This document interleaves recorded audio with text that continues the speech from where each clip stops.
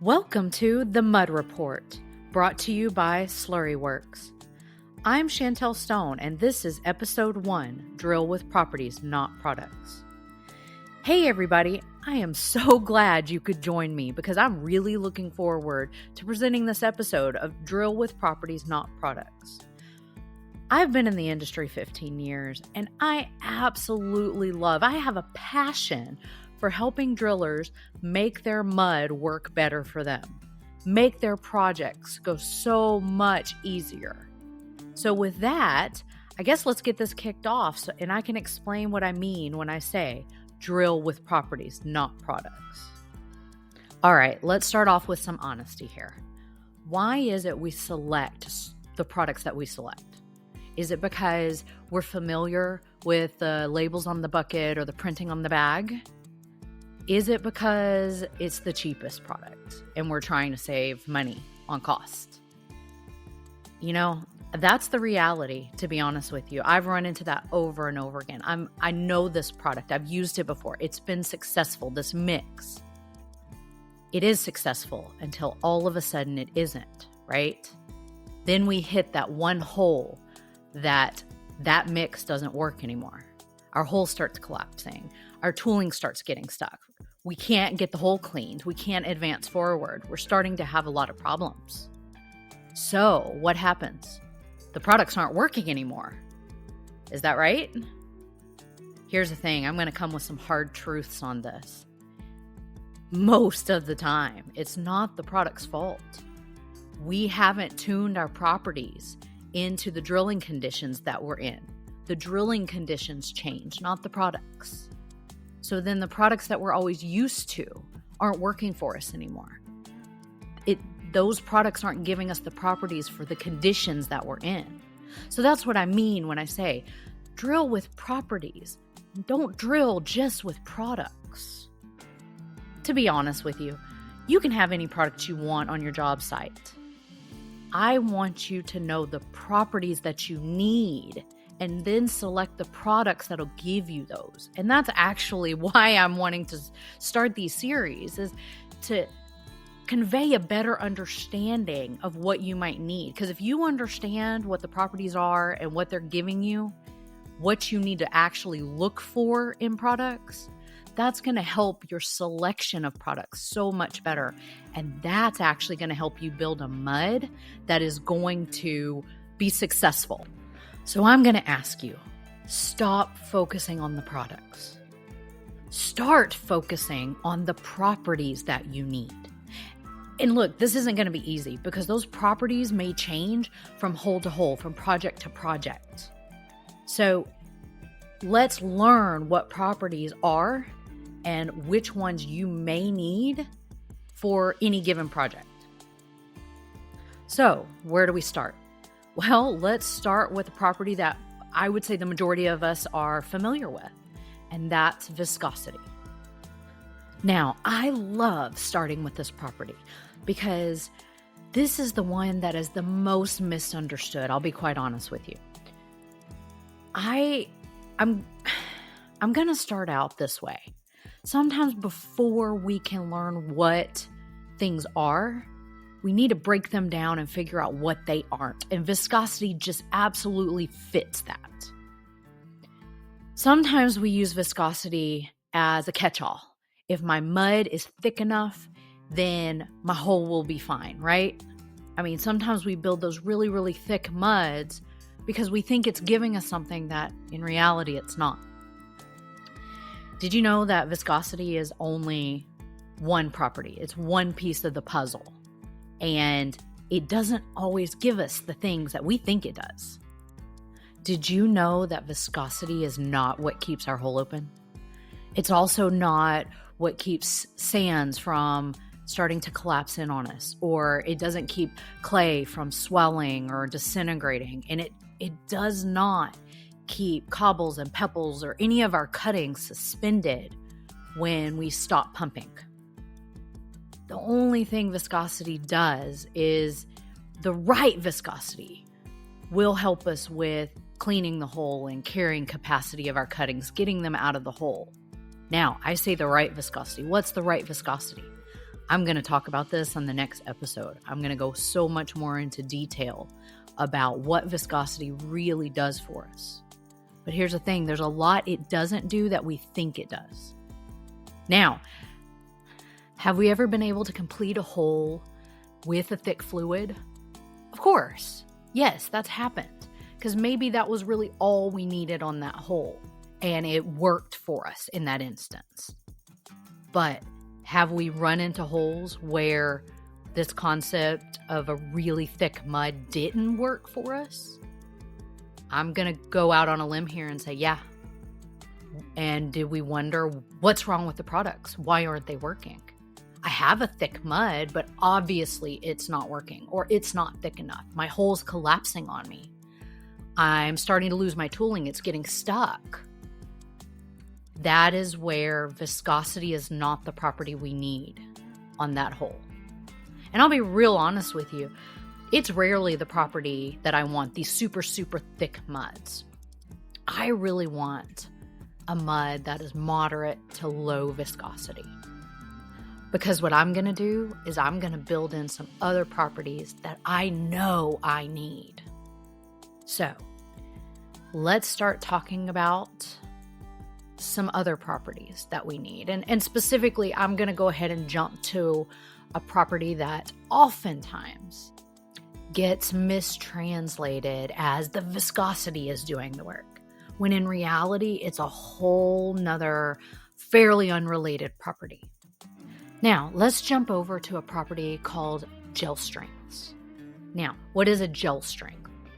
It is essentially the suspension capacity of a fluid when that fluid stops moving.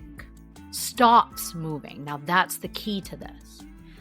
It's essentially how well does our fluid hold cuttings in suspension when you stop pumping it? When it's sitting static in a hole, because maybe we've broke down for some reason and we had to stop drilling and we stopped pumping. Gels are often confused with viscosity because they can both look very thick and we see that property.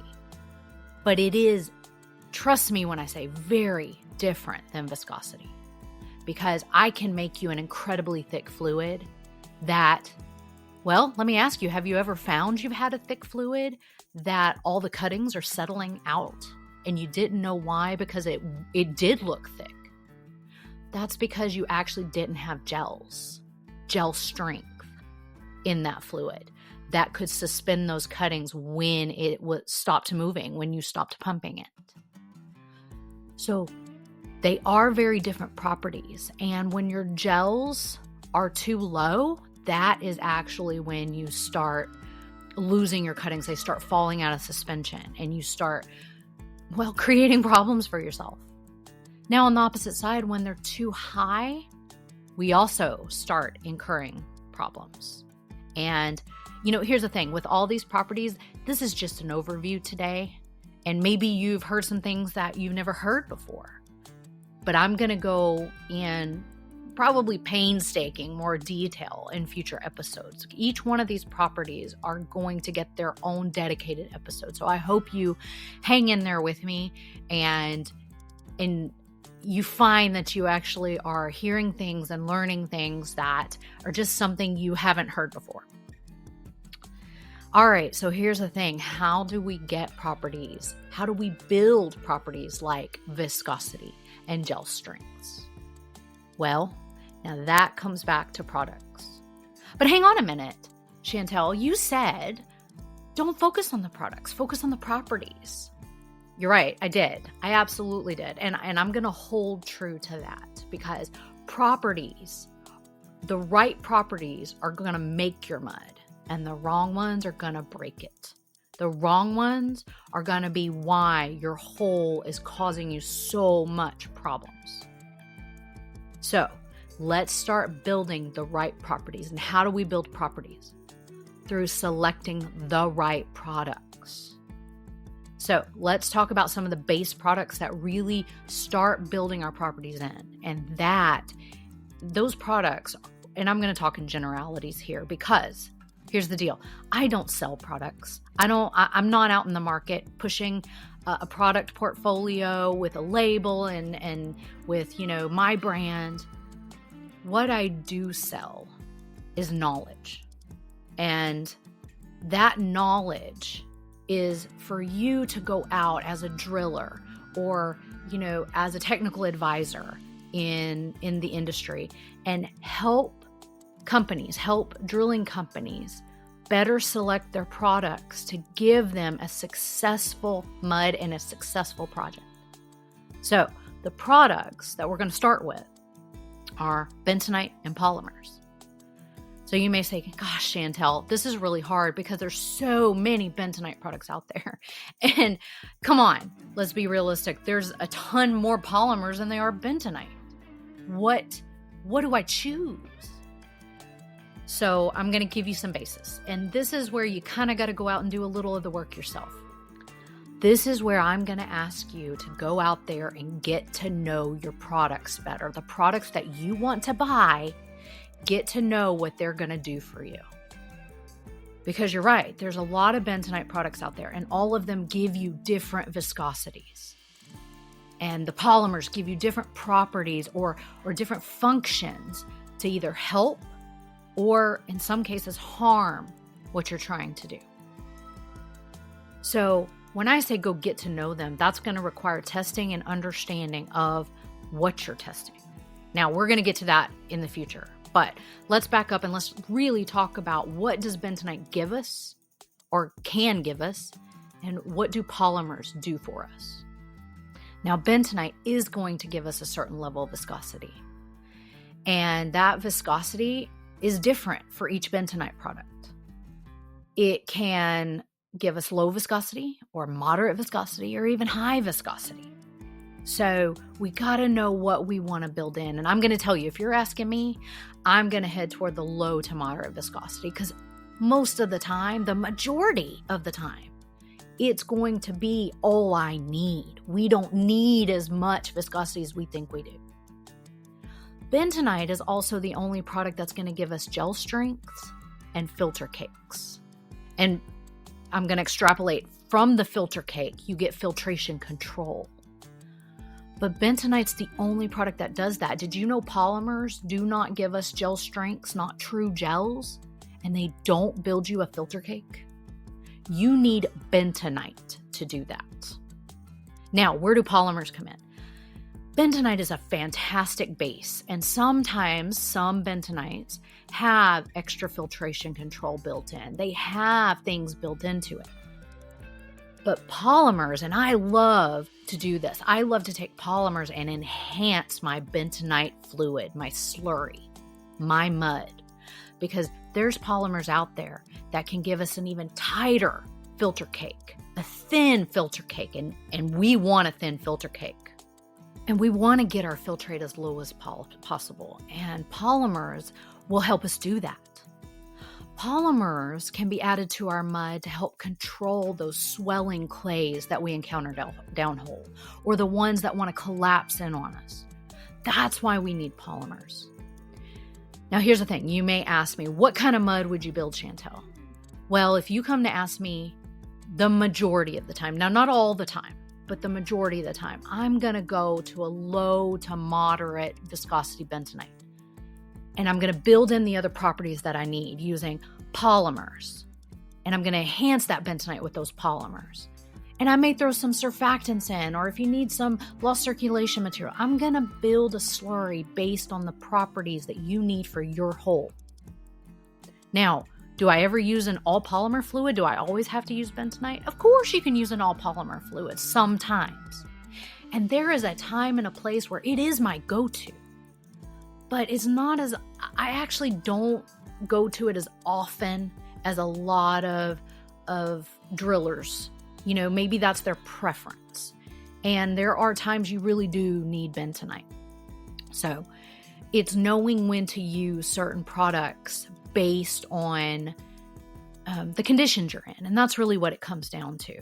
It's planning your mix out and selecting your products to meet the properties that you need in that mix. That is how we become successful. So here we are. We're at the end of the episode. I really hope you liked it. I hope you're getting something out of it. But now you may ask me, what if I need help on a specific project? What can I do? Well, here's the thing. I'm right here. All you've got to do is give me a call. There's my phone number. Shoot me an email if you just want to connect and you want to kind of chat about some of these concepts. That's actually what I love.